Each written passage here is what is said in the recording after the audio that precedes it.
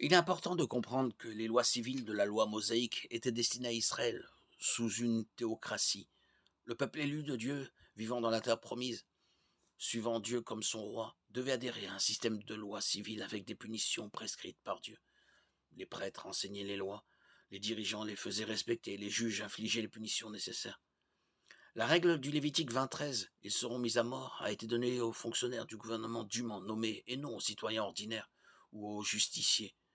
Les lois civiles de l'Ancien Testament n'ont jamais été destinées à s'appliquer à d'autres cultures ou à d'autres époques. Il y a une raison pour laquelle l'agresseur de la boîte de nuit n'était ni juif ni chrétien lorsqu'il s'en est pris aux homosexuels.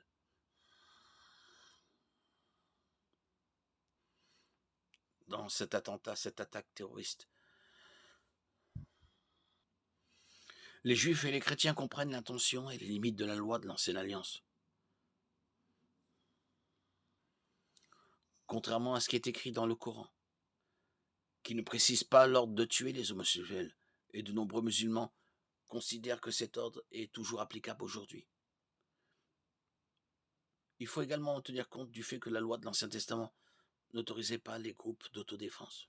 L'une des raisons d'être des villes de refuge était de protéger les personnes accusées de meurtre, jusqu'à ce qu'elles puissent bénéficier d'un procès équitable. La loi mosaïque stipulait que seul le gouvernement civil était autorisé à appliquer la peine capitale, et ce uniquement après un procès équitable avec au moins deux témoins. Deutéronome 17:6. Ainsi, même à l'époque où la loi de l'Ancien Testament était en vigueur, le meurtre en masse d'homosexuels par un groupe d'autodéfense n'était pas ce que la loi prescrivait. Ainsi, la Bible n'exige pas la peine de mort pour l'homosexualité. La question se pose toujours de savoir pourquoi la peine de mort était requise dans la loi de l'Ancien Testament. La réponse est la suivante. Tout péché est un affront à un Dieu saint. Dieu déteste tout péché. Et bien que Dieu n'ait exigé une peine de mort administrée civilement que pour certains péchés, tous les péchés méritent en fin de compte la mort. Romains 6:23. Et la séparation éternelle d'avec Dieu. La Bible décrit l'homosexualité comme une abomination, une perversion immorale de l'ordre créé par Dieu.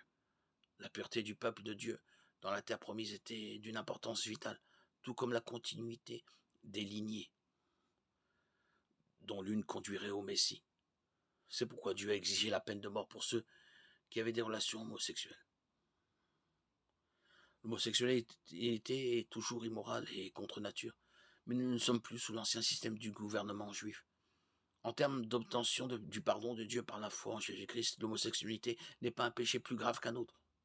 Par le Christ, tout péché peut être pardonné. Le salut est accessible à tous par la foi, Jean 3:16. Lorsque ce salut est reçu, le Saint-Esprit qui habite en nous fournit les moyens de vaincre le péché par une nouvelle création, 2 Corinthiens 5:17.